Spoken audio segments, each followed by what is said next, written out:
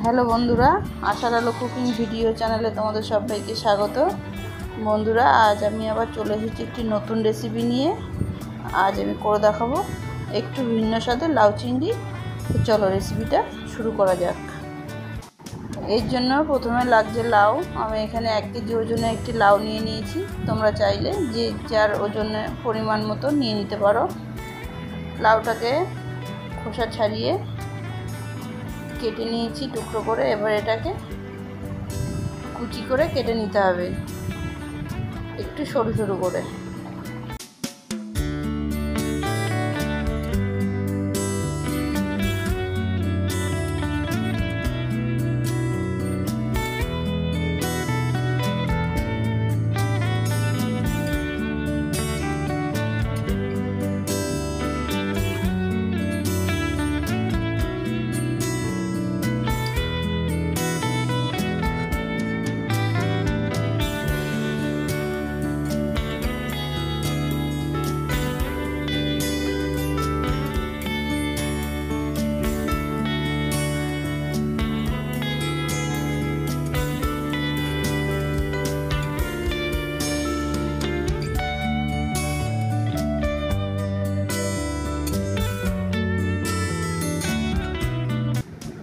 লাউ চিংড়ি বানানোর জন্য এখানে কিছু চিংড়ি মাছ নিয়ে নিয়েছি, কেটে ধুয়ে পরিষ্কার করে। এবার তাতে লবণ হলুদ দিয়ে দিলাম। এটাকে মেখে একটু হালকা করে ভেজে নেব।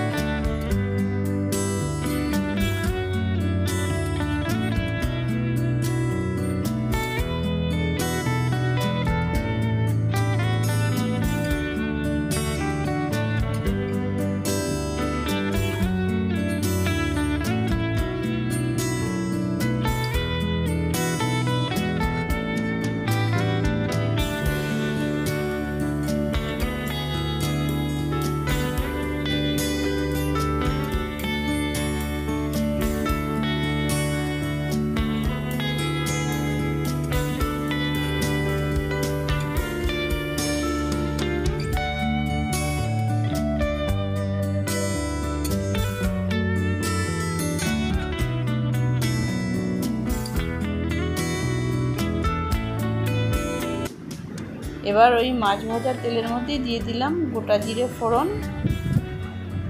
তারপরে একে একে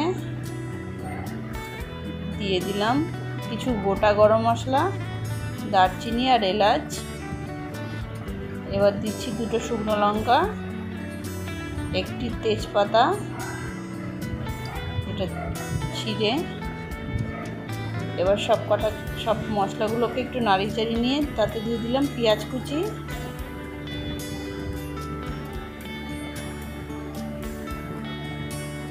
একটা গোটা টমেটো কুচি,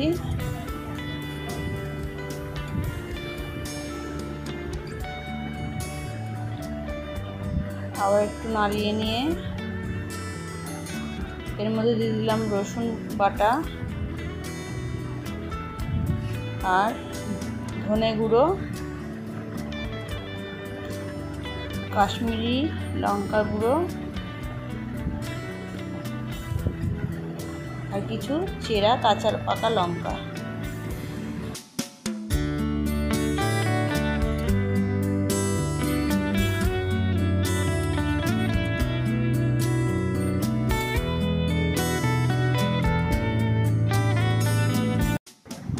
এবার মশলাগুলো নাড়ি চাড়িয়ে নেওয়ার পর দিয়ে দিলাম লবণ, হলুদ গুঁড়ো আর 1 চামচ চিনি।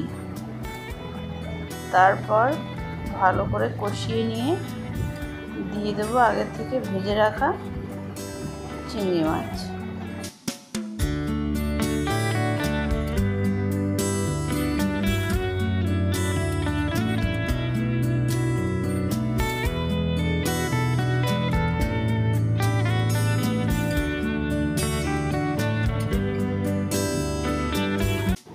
মাছের সাথে মশলাটা ভালো করে মাখিয়ে দিয়ে দিলাম কেটে রাখা লাউ। এবার লাউ দিয়ে মাছ মশলা একসাথে ভালো করে মিশিয়ে নিয়ে ঢেকে দিতে হবে। এই রান্নাটা একটু ঢেকে ঢেকেই রান্না হয়। যেহেতু লাউতে অনেকটাই জল বেরোয়, এই জলেই লাউটা সেদ্ধ হয়ে যাবে।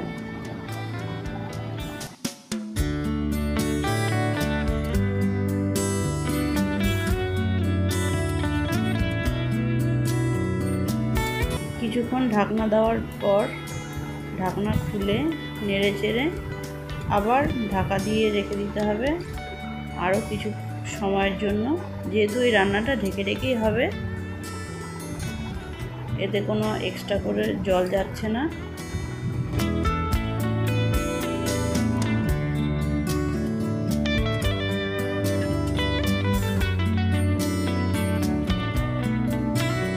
ঢেকে ঢেকে রান্নার পরে ফাইনালি রেডি হয়ে গেল আমাদের লাউ চিংড়ি। এবার দিয়ে দিলাম একটু গুঁড়ো গরম মশলা। তো চলো নেড়ে চেড়ে এবার নামিয়ে নেব।